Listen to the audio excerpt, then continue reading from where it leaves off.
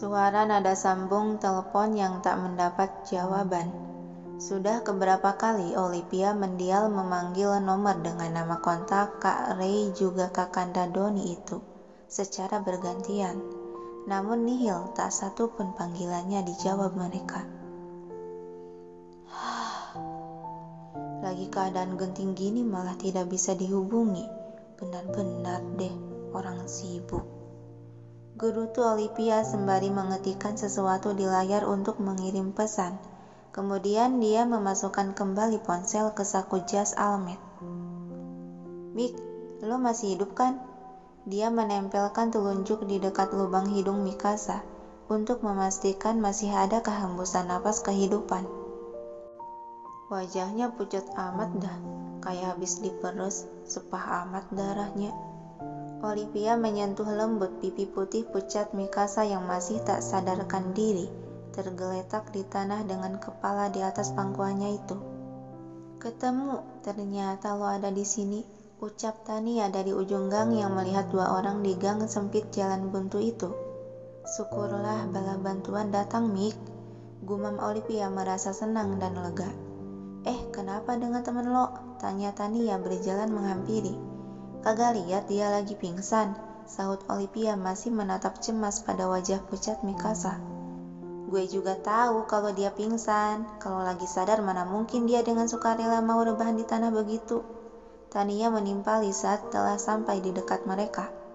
Kenapa cuma diliatin aja? Bantuin kek, dasar keriting. Sewot Olivia kesal melihat gadis itu hanya berdiri menonton.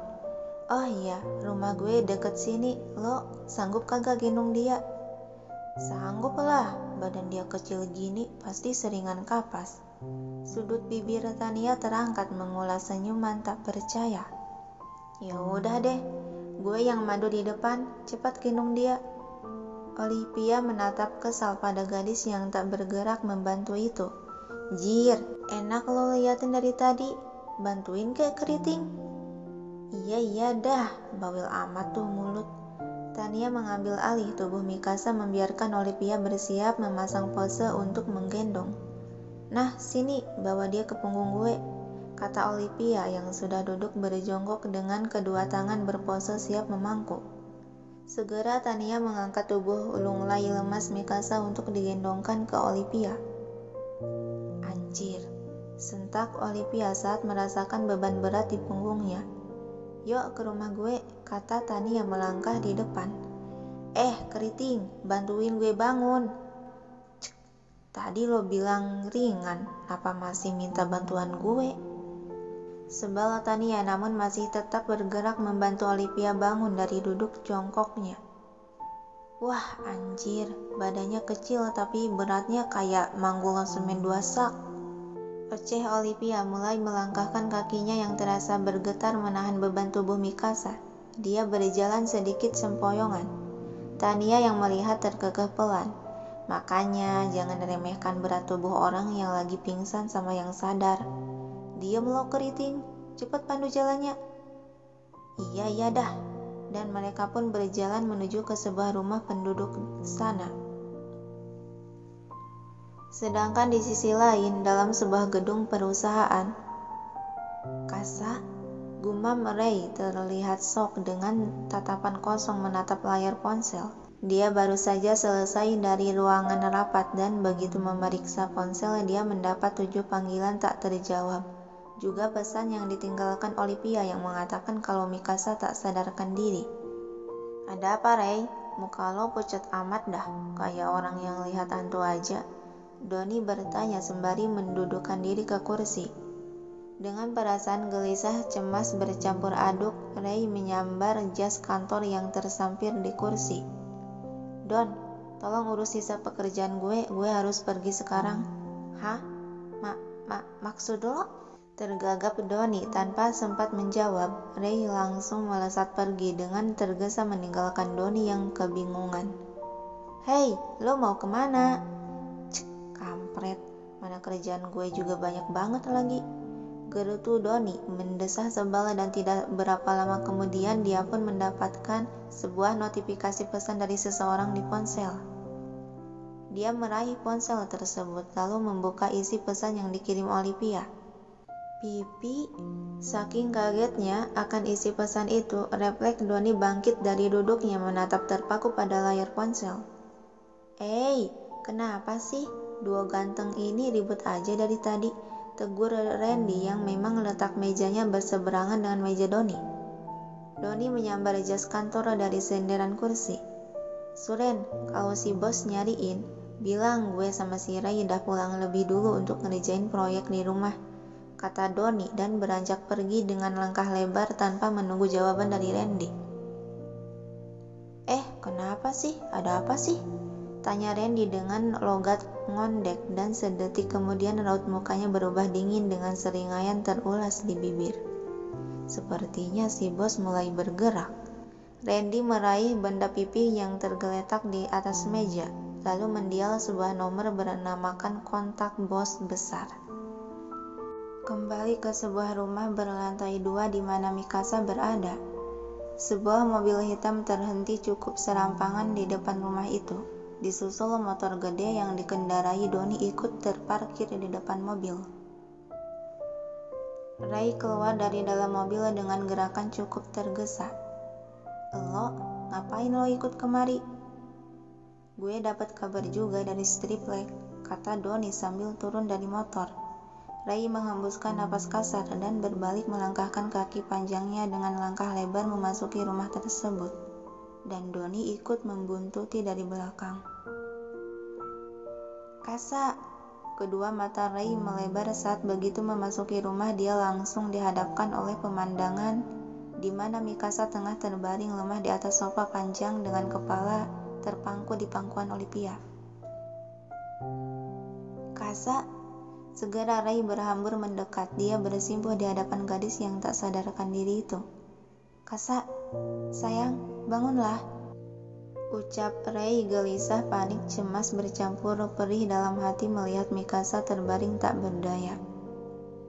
Dengan gerakan penuh kehati-hatian, dia menghela tubuh dan merangkul mengambil alih tubuh Mikasa untuk dibopongnya. Sementara orang-orang yang berada di sana menyaksikan hanya bisa terdiam menonton, tak bisa berkata apa-apa.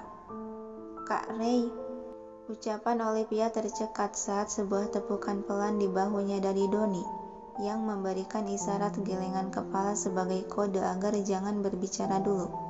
Ray sudah membopong tubuh Mikasa. Terima kasih karena sudah mau menolong dia. Dan kau? Dia melirikkan mata ke arah Olivia. Iya kak, ikuti saya dan ceritakan semua kejadiannya. Baik. Gagap Olivia merasa tertekan dan takut akan tatapan Ray yang sangat tajam dan dingin. Ray beranjak pergi membawa tubuh Mikasa yang lemah itu ke dalam mobil. Gue juga pulang dulu, makasih keriting tempat teduhnya, kata Olivia sembari ikut menyusul pergi keluar rumah bersama Doni. Kabari gue kalau si bule cantik itu udah sadar, timpal Tania yang dibalas manggutan kepala oleh Olivia. Mobil Ray mulai melaju meninggalkan area perkomplekan itu. Lo kagak ada yang luka kan? Cemas Doni memindai tubuh Olivia dari atas sampai bawah. Apaan sih kak? Yang pingsan kan si bule, bukan gue. Lagian mana bisa tubuh kuat kayak gue bisa lecet hanya karena pertarungan kecil. Peletak. Sebuah sentilan cukup keras di kening Olivia membuatnya mengaduh kesakitan. Jangan terlibat dengan bahaya lagi, Triplek. Meskipun lo bisa bela diri pun, lo itu tetap wanita yang tidak sebanding kekuatannya dengan lelaki. Pipi Olivia mengembung menatap sebal pria jangkung di hadapannya. Dia menggerutu sembari mengusap kening bekas sentilan yang terasa panas itu. Padahal kakak juga sering kalah panco tuh denganku, gerutu pelan Olivia. Doni memasangkan helm ke kepala gadis yang sedang bergumam tak jelas itu. Kalau dibilangin tuh harus dengerin, gini-gini gue kakak sepupu lo, kata Doni menguncikan tali helm. Iya bawel. Doni menaiki motor dan memakai helm disusul Olivia yang menaiki motor duduk di jok belakang. Pegangan yang kuat, gue mau ngebut, titah Doni mulai memutar gas bersiap melaju. Dia langsung mengegas cukup kencang dan melaju. Wah kakak, teriak Olivia memeluk tubuh Doni. Langkah kaki Ray begitu cepat memasuki rumah sembari membopong tubuh Mikasa yang masih belum sadarkan diri, diekori oleh kedua orang di belakang. Ray merebahkan dengan pelan tubuh gadis itu ke atas kasur dan menyelimutinya. "Gue dah kabari Om sama Tante dan mereka sedang dalam perjalanan sekarang," kata Doni berdiri mengawasi di dekat sofa kamar. Gumam Ray duduk di sisi ranjang. Dengan pandangan tak mau lepas menatap wajah pucat Mikasa. Dia terus menggenggam erat jemari tangan gadis itu yang terasa dingin. "Bagaimana ini bisa terjadi padanya?" lanjut Ray bertanya pada sahabat Mikasa yang terduduk di sofa. Olivia mulai menceritakan semua kejadian dari awal dia berniat untuk membeli bibit tanaman. Dan saat dia lengah, tiba-tiba Mikasa menghilang lalu ketemu di gang yang ternyata diculik oleh seorang lelaki dan berakhir dengan Mikasa pingsan. Mendengar penuturan itu, rahang Ray mengeras dengan gigi mengkerat geram. Pegangannya di jemari tangan Mikasa semakin erat. "Bocah bajingan," geram Ray yang sudah bisa menebak siapa lelaki dalang dibalik ini semua. "Kak Ray kenal sama cowok cabul itu?" Olivia bertanya dengan nada polosnya. Dia lelaki gila yang mengincar Kasaku." Terjeda sejenak, Ray mengusap pelan punggung tangan Mikasa memberikan kehangatan. "Jadi si bajingan itu masuk ke sekolah yang sama. Oh, berarti gue kagak salah lihat dong kalau bocah itu si bocah setan." Celetuk Doni teringat akan lelaki yang pernah dilihatnya. "Kenapa lo kagak bilang ke gue sejak awal?" Doni menggaruk bawah dagunya yang tak gatal, tersenyum salah. "Sorry Ray, tadinya gue mau mastiin dulu itu bocah setan atau bukan, makanya kagak bilang ke lo." Hembusan napas pelan keluar dari mulut Ray kembali beralih menatap wajah Mikasa. "Gue lengah, gue pikir dia gak akan secepat ini bertindak." Dan dalam beberapa menit keheningan membentang di antara mereka. Sampai suara keributan dari luar yang datang menuju kamar itu membuyarkan lamunan mereka. "Kasa," ucap gelisah Bu Anita yang baru datang memasuki kamar. "Mah," Ray bersuara dengan suara pelan. Sontak Bu Anita menoleh ke arah ranjang di mana Mikasa terbaring dan terduduk di dekatnya. "Kasa, sayang." Bu Anita langsung memburu mendekat, tangannya yang gemetar akibat kegelisahan dan panik penuh kecemasan menyentuh pipi pucat Mikasa. "Kenapa bisa begini? Sayang, bangunlah." "Mah, biarkan dokter memeriksanya dulu," instruksi Pak Bram yang baru memasuki kamar disusul oleh seorang pria berjas kedokteran. Dengan enggan Bu Anita menjauhkan diri mengawasi dari belakang. "Franz," perintah Pak Bram memberikan kode agar dokter lelaki itu segera melakukan tugasnya. Yang dibalas anggukan kepala oleh dokter lelaki itu dan langsung bergerak melaksanakan tugasnya. "Kalian sebaiknya tunggu di luar saja biar dokter melakukan pemeriksaan dengan baik," perintah Pak Bram pada orang-orang yang berkumpul di ruangan tersebut. "Oh, iya Om." Doni yang mengerti akan situasi, dia menarik Olivia untuk keluar kamar. Begitupun Ray merangkul bahu Bu Anita melangkah gontai ikut keluar kamar. Menyisakan 3 orang di sana, yaitu Pak Bram, Mikasa, dan Pak Dokter. Setelah di luar, keempat orang itu terduduk di sofa menunggu dengan perasaan khawatir bercampur gelisah. "Ray, gue antar adik gue pulang dulu ya," kata Doni. Ray mengangguk mengiyakan. Kalau gitu gue pulang, kabari gue ya kalau dia ada siuman. Juga jangan sungkan bilang ke gue kalau lo butuh sesuatu." Doni menepuk pelan bahu Ray. "Makasih Don," balas Ray tersenyum hampa. Yupi," ajak Doni menggandeng tangan Olivia. "Tapi kak, gue masih mau Udah ayo." Doni menarik gadis yang tak mau bergerak itu dan membawanya pergi meninggalkan 2 orang di sana.